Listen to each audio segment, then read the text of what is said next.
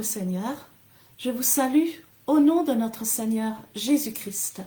Et c'est avec joie que je vous retrouve encore aujourd'hui autour de la parole de Dieu. Mais premièrement, confions ce moment au Seigneur. Seigneur, merci, je te remercie pour la parole d'aujourd'hui. Je prie que nous laissions cette parole nous transformer. Je prie que comme Caleb, nous recevions un esprit de foi et que comme lui, par la confession de ta parole, nous recevions toutes les promesses que tu nous as données au nom de Jésus-Christ. Amen. Le message que nous diffusons aujourd'hui s'appelle l'esprit de Caleb. Et ceci est un message que le pasteur Jean-Claude a donné dans son église locale de Dublin en 2004. L'enseignement d'aujourd'hui avait été donné le dimanche. Le samedi, le jour précédent, pratiquement toute notre assemblée s'était déplacée dans le sud du pays de l'Irlande, dans la ville de Cork. Là, nous avions donné un séminaire et le thème du séminaire était la puissance de la confession. Et le pasteur Jean-Claude avait prêché sur l'importance de confesser la parole de Dieu pour amener la transformation dans nos vies. Et il avait pris l'exemple de Léa. Léa, la femme mal aimée de Jacob dans Genèse 29. Léa, à chaque fois qu'elle donnait naissance à un enfant, elle lui donnait un nom et elle déclarait par la foi que son mari l'aimerait et que son mari s'attacherait à elle. Et ceci est devenu une réalité grâce à sa confession. Jacob préférait au départ Rachel, mais avant de mourir, il a demandé à se faire enterrer à côté de Léa qu'il avait appris à aimer. Le lendemain du séminaire, le dimanche, de retour dans son église locale de Dublin, le pasteur Jean-Claude avait continué sur le thème de la puissance de la confession et il avait pris cette fois-ci l'exemple de Caleb. Il avait pris Caleb pour illustrer l'importance de toujours confesser des paroles de foi. 20 ans plus tard, amen, en 2025, ce thème est plus que jamais d'actualité si nous voulons vivre l'année de l'élargissement. L'élargissement va se faire alors que nous renouvelons nos pensées, mais aussi quand nous allons confesser la parole de Dieu, car ceci est un principe divin. Nous savons que Dieu a créé le monde par sa parole. Et dans Genèse 1, à son verset 3, nous lisons « Dieu dit que la lumière soit, et la lumière fut. » Puis au verset 11, « Dieu dit que la terre produise de la verdure, de l'herbe portant de la semence, des arbres fruitiers donnant du fruit selon leur espèce. » Et cela fut ainsi. Pareil pour les animaux, au verset 24. Dieu dit que la terre produise des animaux vivants selon leur espèce, et cela fut ainsi. Et au verset 26, puis Dieu dit, faisons l'homme à notre image selon notre ressemblance. Amen, nous avons été créés par la parole de Dieu, et en plus, nous avons été créés à l'image de Dieu. Donc, puisque nous avons été créés à son image, quand nous parlons, amen, nous amenons à l'existence. Le psaume 18, 21 dit « La mort et la vie sont au pouvoir de la langue. Quiconque l'aime en mangera les fruits. » Alors, faisons attention à ce que nous déclarons pour récolter la vie. Jésus nous a aussi enseigné à déclarer et même à parler directement aux choses, aux situations, car ces choses et ces situations ont des oreilles spirituelles et vont nous obéir. Dans Marc 11, 22, nous lisons « Jésus prit la parole et il leur dit « Ayez foi en Dieu ». Verset 23 « Je vous le dis en vérité, si quelqu'un dit à cette montagne « Ôte-toi de là, jette-toi dans la mer », et s'il ne doute point en son cœur, mais croit que ce qu'il dit arrive, il le verra s'accomplir. Deux principes, croire et dire. Croire et dire, et cela s'accomplira. Amen.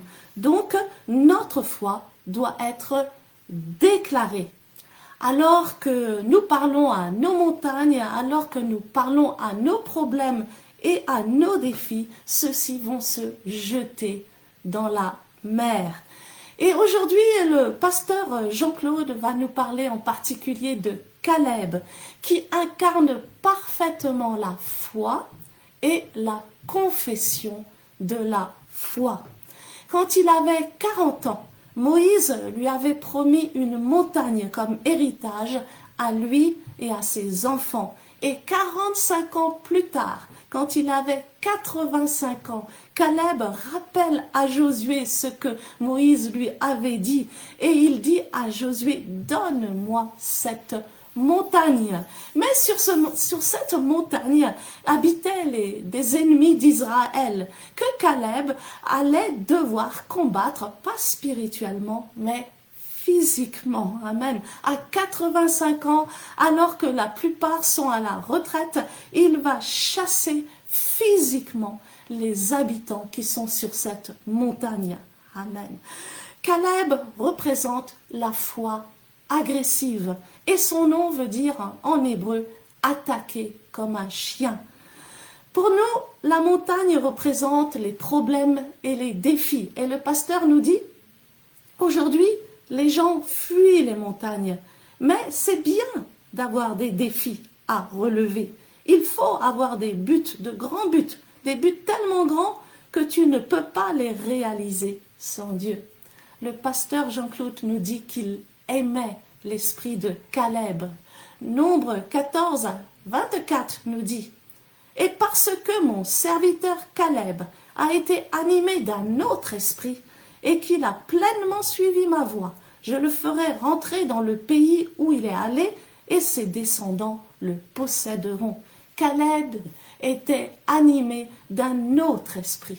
Il était animé d'un esprit différent qui ne reculait pas devant les défis. Et d'ailleurs, le pasteur Jean-Claude a beaucoup prêché sur Caleb et il lui ressemblait. Comme Caleb, le pasteur Jean-Claude, depuis qu'il était petit, cherchait toujours des défis plus grands que lui. Sa maman disait qu'il voulait toujours faire des choses plus grandes que lui. Et plus tard, même durant son ministère, tant qu'il n'avait pas de défis, le pasteur Jean-Claude n'était pas content. Amen. C'est ainsi qu'il a commencé à aller à la télévision, alors que ses moyens personnels ne lui le permettaient pas. Et après sa mort, le pasteur Amen Époux, qui avait été très influencé par l'esprit de foi du pasteur Jean-Claude, a écrit un livre sur le pasteur Jean-Claude qui s'intitule « Un autre esprit ». Amen. Donc quand le pasteur Jean-Claude a donné ce message en 2004, la majorité de sa congrégation n'avait pas encore ses papiers. Et alors le pasteur Jean-Claude les encourage à ne pas se lamenter, à ne pas se décourager, mais à avoir l'esprit de Caleb. Et il les exhorte à prendre le territoire, à posséder le pays. Quand Dieu avait donné la terre de Canaan aux enfants d'Israël, il n'avait pas chassé les habitants avant de leur donner le territoire. C'était à eux de chasser donc les habitants. Pour la congrégation du pasteur Jean-Claude, il ne s'agissait pas de chasser les Irlandais, mais plutôt de s'intégrer et de confesser la parole de Dieu devant les défis qui pouvaient se présenter. Il s'agissait de changer de langage, d'arrêter de dire des choses négatives et de confesser des choses positives pour récolter des choses positives. Et le pasteur Jean-Claude donc termine sa prédication en déclarant les paroles suivantes sur sa congrégation. Notre Dieu est un grand Dieu. Nous avons le territoire. Dieu nous a donné nos papiers. Nous allons prospérer dans ce pays. Nous allons posséder ce pays. Nous allons rentrer dans la vie de ce pays. Nous allons nous présenter comme candidats. Nous serons des députés. Nous allons décider avec leurs banquiers. 20 ans plus tard, les déclarations du pasteur Jean-Claude se sont réalisées. Les sans-papiers donc qui écoutaient ces prédications sont maintenant pour la plupart des propriétaires de maisons. Leurs enfants qui ont la vingtaine aussi ont commencé à acheter leur propre maison, alors que la majorité des jeunes Irlandais de cet âge, faute de moyens, vivent encore avec leurs parents. La congrégation, donc en 2004, qui était pour la plupart au chômage, est employée maintenant dans de bons emplois et leurs enfants commencent à accéder aux meilleurs postes. Aussi, un frère de notre Église commence à avoir un réel impact dans la politique de ce pays d'Irlande et il a été nominé pour se présenter aux élections pour devenir sénateur. Amen. Le pasteur Jean-Claude serait fier que le Seigneur, amen, bénisse tous les enfants de la foi victorieuse en Irlande. Prions. Seigneur, je te remercie pour ta parole d'aujourd'hui. Seigneur, fais de nous des Caleb, des hommes et des femmes avec un esprit différent. Je prie que nous bannissions la peur et que nous devenions des hommes et des femmes à la fois audacieuses, à la fois victorieuses. Je te remercie pour les projets que tu as pour nous et pour nos enfants, des projets de paix et non de malheur, afin de nous donner un avenir et une espérance. Au nom de Jésus-Christ. Amen. Que le Seigneur vous bénisse abondamment. Je possède ce qu'elle dit que je possède. Je peux faire ce qu'elle dit que je peux faire.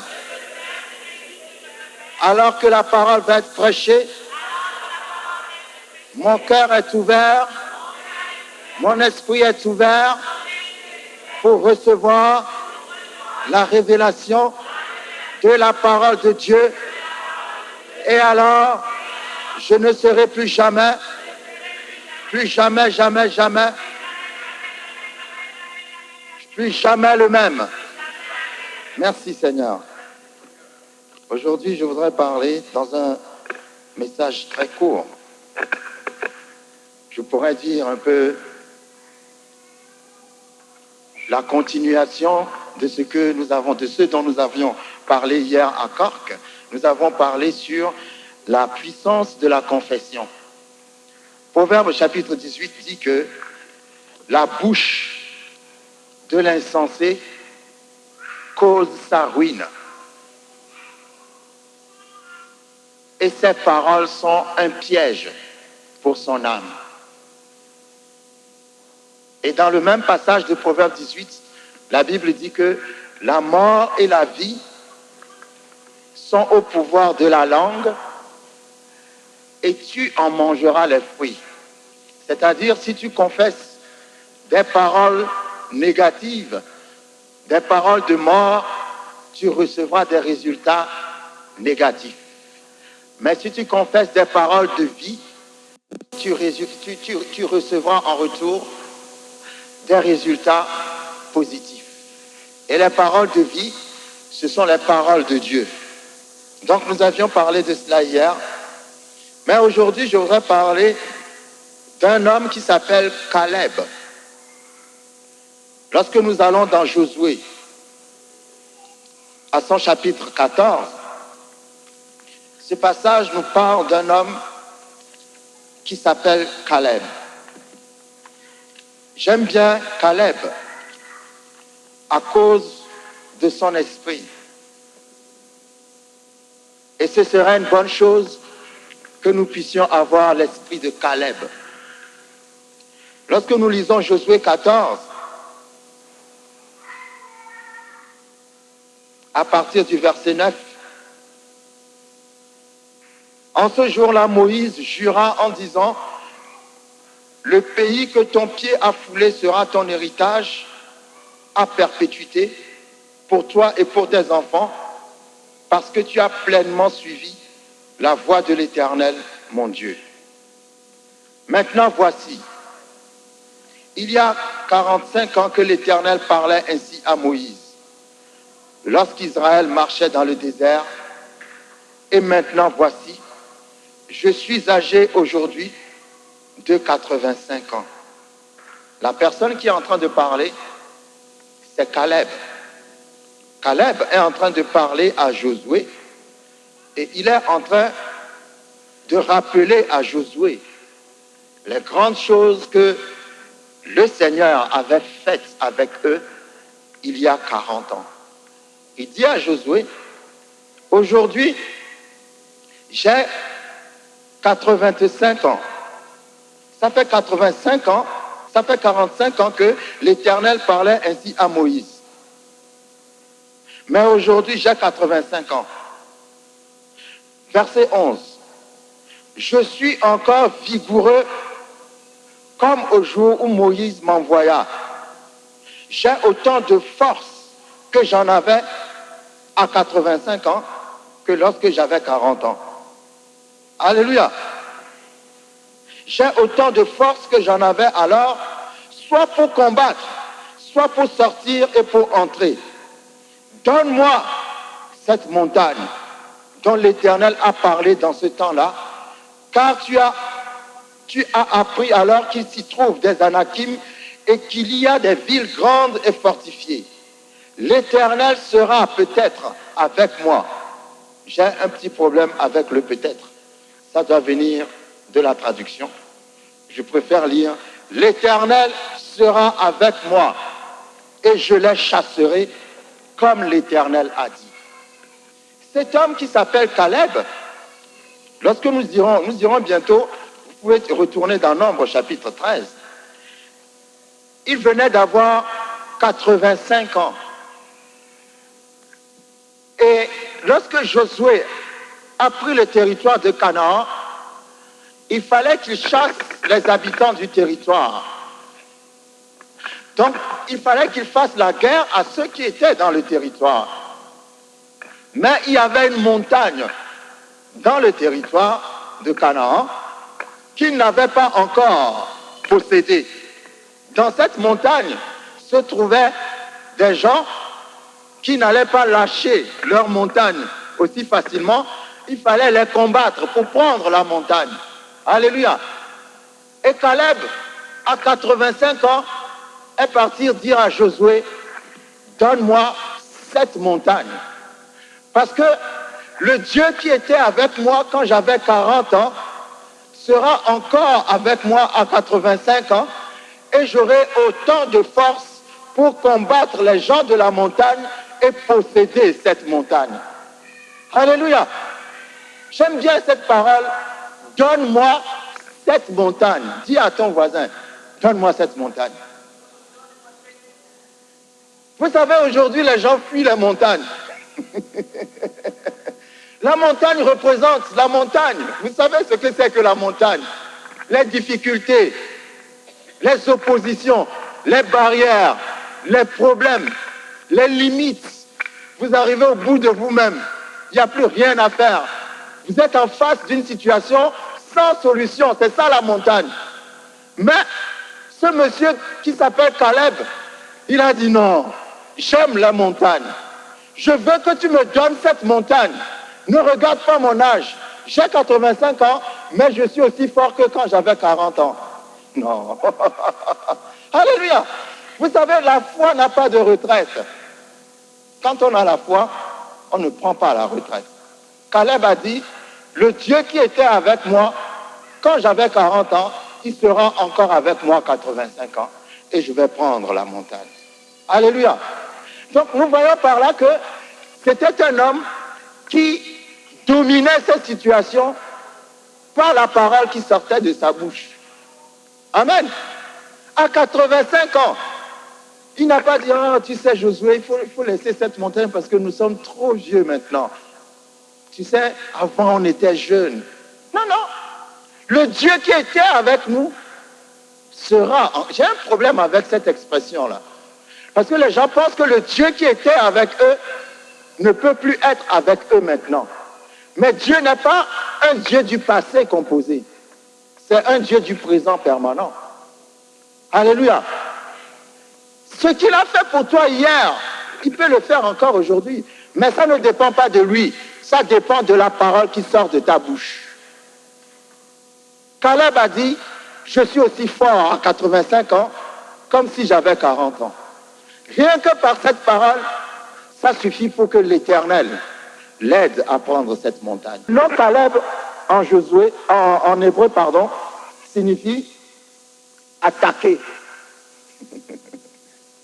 Attaquer comme un chien attaque. Alléluia.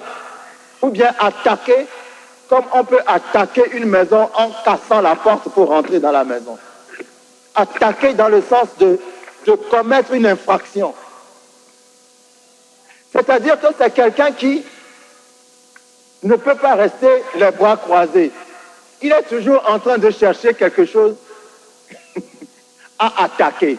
Alléluia. Et j'aime l'esprit de Caleb. Je prie que l'esprit de Caleb soit sur la vie abondante. Que la vie abondante soit une église qui est toujours prête à attaquer. Alléluia. Une église qui est toujours prête à prendre le territoire, à posséder le pays. Amen. Il ne pouvait pas rester tranquille sans un but à attaquer. Et il aime les montagnes. Moi, je n'aime pas les montagnes, mais lui, il aime les montagnes. Il aime les problèmes, je veux dire. Il aime les situations impossibles. À un point tel qu'il dit non, il faut me donner. Donne-moi ce problème-là. Parce que je connais un Dieu qui a été avec moi avant. Et quand tu vas me donner cette montagne, tu vas voir comment je vais raser les habitants de cette montagne pour posséder la montagne. J'ai envie de démontrer que Dieu est toujours Dieu. J'ai envie de démontrer que l'onction est toujours sur moi. J'ai envie de montrer aux gens que le Dieu que j'ai connu ne m'a pas abandonné, qu'il est un Dieu éternel et que la victoire d'avant peut être encore la victoire d'aujourd'hui, qu'avec lui, on a toujours un va de victoire en victoire. Il y a des gens qui vivent sur le passé. Ah, tu sais, avant. J'avais rencontré quelqu'un qui me disait, ah, mais tu sais, une fois à Keene, on devait organiser une évangélisation, il allait pleuvoir, et puis j'avais prié, et la pluie s'est arrêtée. Et avant, le Seigneur faisait... Non, le Seigneur n'aime pas ces témoignages-là. Dieu ne connaît pas le passé. Dieu, c'est le présent. Pourquoi avant et maintenant? S'il l'a fait avant, il peut faire encore plus maintenant. Alléluia. Mais s'il ne le fait plus dans ta vie, comme il l'a fait avant, c'est parce que tu as perdu, comme la Bible dit, ton premier amour. Tu as perdu ta force, tu as perdu ta foi, tu as perdu ta vigueur. Mais à 85 ans, Caleb dit non. Ça fait longtemps que je n'ai rien attaqué. Ah, j'aime cet esprit-là. Donne-moi cette montagne. Parce que j'ai envie de démontrer quelle est la puissance de mon Dieu. Ça, c'est le genre de personne, quand tu vas le trouver, tu lui dis, j'ai tel problème. Il va te dire, oh, c'est dommage parce que j'aimerais être dans le problème à ta place. Juste pour te montrer comment je prends les montagnes. Amen. Il y a des gens qui sont toujours en train de pleurer. Oh, mais j'ai tel problème. Caleb aimerait être à ta place. Tu vas dire à Caleb, j'ai un problème, il va te dire, laisse-moi ton problème, s'il te plaît, et je vais te montrer Quel est le Dieu que nous adorons? C'est très puissant. Il y a une révélation dans cette parole. Donne-moi cette montagne. Est-ce qu'on peut le dire encore? Donne-moi cette montagne. Parce que je suis sûr qu'aucune montagne ne peut résister à mon Dieu. Je ne veux pas éviter la montagne. Vous savez, parfois on vit et puis on veut toujours une vie chrétienne paisible, sans aucun obstacle, sans aucune opposition. Tout est beau, la vie est belle. Non, Caleb va s'ennuyer dans une vie comme ça. Alléluia. Pour Caleb, il faut des défis sur défis sur défis. Quand il remporte un défi, il va à un autre défi. Quand il est là et puis il n'y a pas de défi, il dit non Seigneur, donne-moi encore un défi. Ne regarde pas mon âge parce que ça n'a rien à voir avec l'âge. Ça a à voir avec ma foi. Alléluia. Combien ça fait de temps que vous n'avez pas eu de défi dans votre vie? C'est bien d'avoir des défis à relever. Si vous n'avez pas de défis à relever, la vie n'a pas de sens. Alléluia. Il faut qu'il y ait des montagnes. Amen. Il y a quelqu'un qui est d'accord avec moi là. Alléluia. Il faut qu'il y ait des problèmes. Amen. Il faut pas avoir peur des problèmes. Il faut qu'il y ait des montagnes. Je vous assure, il faut qu'il y ait des montagnes. Il faut avoir l'esprit de Caleb. Il ne faut pas vivre comme ça, sans aucun défi à relever. Non, il faut avoir des buts, des grands buts. Des buts tellement grands que toi-même tu sais que tu ne peux pas le réaliser sans Dieu. Dieu aime les gens qui ont ce genre d'esprit. Des gens qui vont de défi en défi. Qui sont toujours prêts à réclamer plus. À dire, mais Seigneur, je suis au chômage, donne-moi un défi à relever. Ça fait longtemps que je n'ai rien à attaquer, je m'ennuie. Donne-moi un défi. Alléluia. Vous imaginez Caleb, je ne sais pas s'il avait une canne, je ne sais pas comment il était à 85 ans. Il a marché peut-être en tenant ses reins comme ça pour aller voir Josué et dire, Josué, viens ici. Ça fait longtemps que je n'ai pas travaillé. Tu vois la montagne qui est là-bas, là. J'ai remarqué que les jeunes qui sont avec nous n'arrivent pas à aller combattre dans cette montagne. Mais tu te souviens quand nous avions 40 ans, le Dieu qui était avec nous sera encore avec moi. Juste, s'il te plaît, donne-moi cette montagne. Ah, cet esprit-là, je ne le vois pas souvent. Je ne sais pas si on me comprend. Alléluia. Pas l'esprit qui pleure. Ah oui, si tu as des problèmes, c'est bien. C'est bizarre de prêcher comme ça. Vous ne trouvez pas? Le pasteur a dit que si on a des problèmes, c'est bien. Combien d'entre vous ont des problèmes? Oh, personne n'a de problème. Donc, c'est pas bien. Ah, vous avez des problèmes, ça, c'est très bien, ça. Alléluia. On peut même acclamer pour les problèmes. Vous n'acclamez pas, vous. C'est une très bonne chose d'avoir des problèmes. Parce que Dieu ne se révèle jamais en dehors des problèmes. Si tu n'as pas de problème, comment tu vas voir la puissance de Dieu? Comment tu vas avoir le témoignage? C'est quoi un témoignage? Un témoignage, c'est un problème que Dieu a résolu. Donc si vous avez des problèmes, c'est très bien. Remerciez le Seigneur pour les problèmes. Alléluia. Parce que Caleb a dit, moi je veux les problèmes, donne-moi la montagne, je vais raser cette montagne. Je veux montrer à la montagne que j'ai un Dieu qui est plus grand que lui. Donc, ça c'est ce que j'appelle la foi agressive. Il faut être agressif dans la foi. Alléluia. Il faut être agressif dans la foi. La foi qui est agressive n'attend pas que quelque chose vienne l'attaquer. Non, non. La foi qui est agressive attaque avant d'être attaquée. C'est une stratégie de guerre. Amen. Je ne reste pas assis pour que tu viennes m'attaquer. Je t'attaque avant même que tu penses à m'attaquer. Amen. La foi qui est agressive, qui est là pour relever les défis. Est-ce qu'il y a quelqu'un ici à qui Dieu n'a jamais rien fait? Donc Dieu a déjà fait quelque chose à tout le monde. S'il y a quelqu'un ici à qui Dieu n'a jamais rien fait, que la personne lève le doigt. Parce que la personne est une menteuse. Parce que Dieu a fait quelque chose dans la vie de chaque personne. Mais alors pourquoi est-ce que maintenant tu te plains? Pourquoi est-ce que tu te lamentes sur tes problèmes? Pourquoi tu n'as pas confiance dans le même Dieu qui a fait ce miracle pour toi avant? Caleb a dit, quand j'avais 40 ans, aujourd'hui j'en ai 85. Dieu a fait avec moi quelque chose et je suis sûr qu'il pourra le refaire encore maintenant. Pourquoi toi, tu n'es pas sûr que le miracle qu'il a fait pour toi avant, il peut le refaire encore maintenant? Il faut avoir l'esprit de foi. Il faut avoir l'esprit de Caleb. Lorsque nous allons dans Nombre chapitre 13,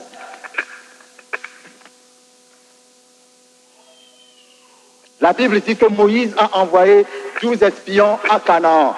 Quand ils sont partis à Canaan, ils sont revenus et ils ont dit à Moïse, nous ne pouvons pas rentrer dans Canaan parce qu'il y a des géants dans Canaan. Lorsque vous lisez Nombre chapitre 13, à partir du verset 27, voici ce qu'ils racontèrent à Moïse.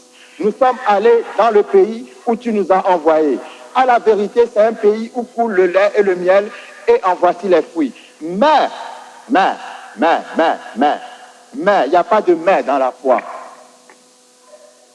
Quand on a la foi, on ne parle pas et puis on met mais. Non, non. La foi est directe, agressive.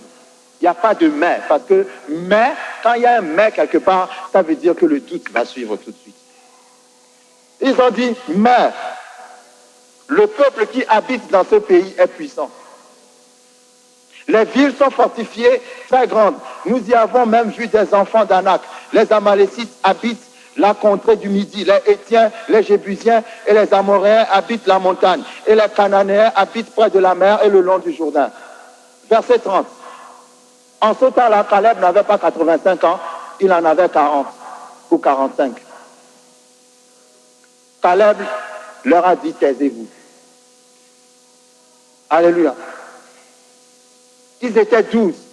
Sur les 12, 10 ont commencé à dire, le pays est beau, le pays est bien, il y a ceci, il y a cela, mais nous ne pouvons pas prendre ce territoire parce que le peuple qui habite dans le territoire est très puissant. Et Caleb a dit, taisez-vous.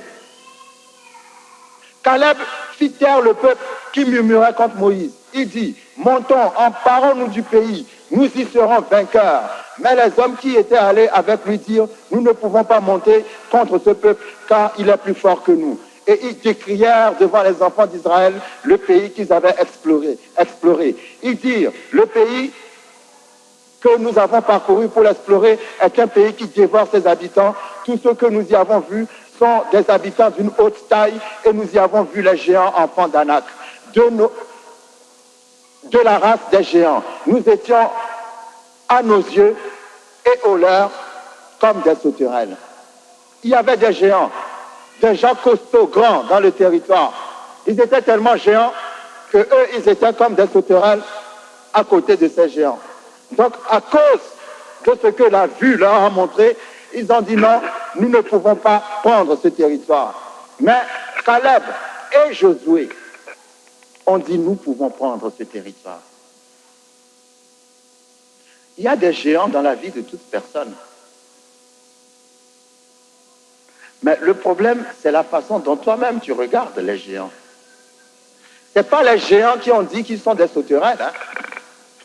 Alléluia. Les géants n'ont rien dit. C'est eux-mêmes qui ont dit nous sommes comme des sauterelles à côté des géants. Peut-être que les géants les regardaient comme des géants. Non, vous n'avez pas compris. C'est comme ça que les chrétiens donnent eux-mêmes la victoire au diable. Les géants n'ont rien dit. Donc eux, ils ne savaient pas comment les géants les regardaient. Parce que l'armée d'Israël, avec Josué en tête, était une armée tellement puissante que tous les peuples de la terre, quand ils entendaient parler d'eux, commençaient à trembler. Alléluia. Comme le diable tremble quand il sait que tu es en Jésus-Christ. Parce qu'il connaît la puissance de Jésus-Christ. Donc eux, ils ont vu les géants et ils ne savaient pas ce que les géants disaient ou pensaient d'eux. Ils sont revenus pour dire, nous sommes comme des sauterelles à côté des géants. Mais peut-être que les géants se voyaient eux-mêmes comme des sauterelles à côté d'eux, mais eux, ils ne le savaient pas. Et Caleb et Josué ont dit, nous allons prendre le territoire. Alléluia. Il y a certaines personnes qui ont besoin de comprendre que Dieu les a envoyés en Irlande pour prendre le territoire. Pas pour pleurer, pas pour se lamenter, mais pour prendre le territoire. Parce que la justice a dit non, tu es rejeté, tu commences à dire oui, je suis rejeté, à te lamenter. Tu es comme ces espions qui disent que nous sommes comme des sauterelles à côté des géants. Alléluia. Non, il faut parler comme Caleb et Josué. Il faut dire, même si on est rejeté, on prendra le territoire. Parce que Dieu nous a promis le territoire. Je ne sais pas comment Dieu va le faire, ce n'est pas mon problème. Comme c'est lui qui m'a amené ici, c'est lui qui va débrouiller ce problème-là. Il ne faut pas dire non, oui, on m'a rejeté, donc à côté de la justice, je suis comme une sauterelle. Alléluia. Même si tu es comme une sauterelle, tu n'es pas n'importe qui comme sauterelle parce que tu es la sauterelle de Dieu. Les sauterelles de Dieu sont plus puissantes que tout le monde qui est sur cette terre. Alléluia. Donc arrête de te lamenter, arrête de pleurer. Dieu dit prends le territoire, possède le territoire. Je t'ai emmené en Irlande, il faut chasser les habitants du territoire. Je ne dis pas d'aller chasser les Irlandais. Les habitants du territoire, ce sont les pensées négatives. Alléluia. Ce sont ces oppositions-là que toi-même tu mets dans ta propre tête. Il faut les chasser. C'est ça, les villes fortifiées qui t'empêchent de prospérer dans le pays. Donc dès que vous arrivez, que vous voyez le géant qui s'appelle la justice, et que le géant vous dit quelque chose, ça y est, vous commencez à pleurer comme des sauterelles. Oui, nous sommes des sauterelles. Oui, non, non. Aujourd'hui, sachez que vous êtes des sauterelles de Dieu. Parce que les sauterelles de Dieu sont des géants. Dans la foi. Alléluia. Dieu vous a... Pourquoi est-ce que Dieu va vous faire sortir de là où vous étiez pour vous emmener jusqu'en Irlande, juste pour vous laisser tomber? Si vous dites ça à Caleb, Caleb va vous dire, attention, hein, parce que quand moi j'avais 40 ans, je me souviens que ce Dieu-là, il a fait des choses terribles pour moi. Donc s'il a pu m'emmener ici, il ne peut pas me laisser tomber ici. Parce que c'est lui qui m'a emmené ici. Donc je comprends que beaucoup de situations négatives s'empirent à cause de vos propres commentaires. Vos propres commentaires. Alléluia. Parce qu'ils ont vu des géants, mais ils ont fait la différence à cause de leurs commentaires. Parce que j'ai l'impression que Dieu est là. Dieu dit, bon, je vais mettre mon fils, je vais mettre ma fille dans une situation très difficile et je vais voir ce qu'il va dire. Et quand Dieu voit que tu commences à confesser des choses négatives, il se dit, non, celui-là ou celle-là, non, n'est pas digne de moi. Mais quand tu commences à confesser des choses positives, là, il dit, ah, je vais faire quelque chose pour cette personne. Il y a des gens qu'on a arrêtés, qu'on a voulu déporter, qui sont rentrés dans l'avion et qui sont ressortis de l'avion et qui ont eu leur papier. Avoir l'esprit de Caleb. Alléluia. Posséder le territoire. Nous sommes la génération Josué. La génération Josué, quand Dieu leur a dit, je vous donne Canaan, il n'a pas chassé les habitants de Canaan. Il leur a donné Canaan avec les habitants dedans. Maintenant, il a dit, je vous ai donné ce territoire, mais c'est à vous de chasser les habitants et de prendre le territoire. Amen. Mais comment nous chassons les habitants? Il faut confesser la parole de Dieu sur ta situation. Je veux qu'on expérimente le changement de ce langage à la vie abondante. Alléluia. Si vous entendez désormais dans cette église quelqu'un dire quelque chose de négatif, il faut lui dire de changer son langage. Désormais, tout est positif. À partir d'aujourd'hui, tout est positif. Il n'y a plus rien de négatif. Ni dans votre vie, ni dans la vie de cette église. Tout ce que, il n'y a plus de « oh non, on n'a pas assez », non, non, on a assez. On déborde, on s'écroule dans l'abondance. Notre Dieu est un grand Dieu. Nous avons le territoire. Il nous a donné nos papiers. Nous aurons des enfants. Nous allons avoir des business prospérer dans ce pays. Nous allons glorifier son nom. Nous allons posséder le pays. Nous allons rentrer dans le gouvernement. Nous allons nous présenter candidats. Nous serons des députés. Nous allons décider avec les banquiers. Nous ne serons pas toujours là au social, toujours là au chômage. Non, non. Nous serons en haut. Nous ne serons pas en bas. Nous serons la tête. Nous ne serons pas la queue. Nous serons bénis dans les champs et bénis dans la ville. nous allons prendre les montagnes. Mais nous allons les prendre avec la parole qui sort de ta bouche. Quand vous lisez Josué, Nombre, chapitre 14, verset 24, Dieu a écouté ce que Caleb a dit et ce que les autres ont dit. Dieu a écouté parce que Caleb a dit la même chose que Josué. Sur 12 espions, Caleb et Josué, juste 2 ont dit, Dieu est grand pour nous donner le territoire, même s'il y a des géants. 10 ont dit, Dieu ne peut pas, nous ne pouvons pas prendre ce territoire. Et écoutez, Dieu a dit, puisque les 10 ont dit qu'ils ne peuvent pas prendre le territoire, eux et leur génération vont mourir dans le désert, sauf ceux qui ont moins de 20 ans.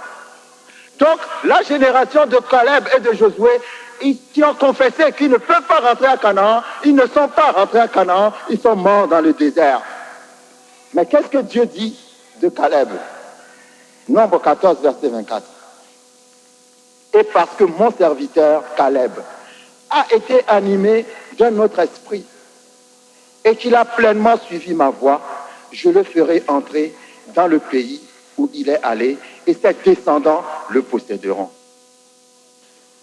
Donc ça veut dire, à cause de ce que tu vas dire, Dieu va te donner ce pays. Pas à cause de ce que le juge a dit. Pas à cause de ce que le gouvernement a dit. Mais à cause de ce que toi, quand la Bible dit que nous avons autorité sur les nations, les chrétiens, ils vivent ça mal. Parce qu'ils subissent les nations et leur autorité. Mais l'autorité que nous avons, c'est ce que nous disons. C'est ça l'autorité. Dieu dit, ce n'est pas le juge qui va te juger qui a autorité sur toi. C'est la parole que toi-même tu confesses qui aura autorité sur lui. Si tu confesses ma parole, si tu as confiance en moi, il y a un passage, un verset dans lequel Dieu dit, ils vont tous mourir dans ce désert et ils vont comprendre ainsi ce que c'est que d'être privé de ma présence. Pourquoi Dieu a dit, ils vont comprendre ce que c'est que d'être privé de ma présence? Ça veut dire que quand tu confesses une parole qui ne glorifie pas Dieu, tu te prives toi-même de la présence de Dieu. Mais quand tu confesses une parole qui glorifie Dieu, malgré les difficultés de la situation, la présence de Dieu va t'entourer et va s'agrandir autour de toi. Alléluia. Donc comprenons la puissance de la confession. Avoir l'esprit de Caleb. Seigneur, donne-moi cette montagne. Parce que le Dieu qui était avec moi avant, mais moi je ne comprends pas. Quand si vous êtes ici dans ce pays, c'est parce que Dieu était avec vous, c'est pour ça que vous êtes arrivés, non? Non? C'est pas ça. Parce que si Dieu n'était pas avec vous, vous ne pouvez pas arriver ici. Moi, si Dieu était avec vous jusqu'à ce que vous êtes arrivés ici, pourquoi il ne serait pas avec vous pour vous donner le pays? Alléluia. Maintenant, il faut arrêter de se plaindre. Quel que soit ton cas, commence à glorifier Dieu. Commence à remercier Dieu. Commence à posséder le pays par la parole. Parce que c'est ce qu'ils ont fait pour entrer dans Canaan. Ils ont dit, oui, nous pouvons prendre Canaan, même s'il y a des géants. Et Dieu leur a donné Canaan. Amen. Que Dieu vous bénisse.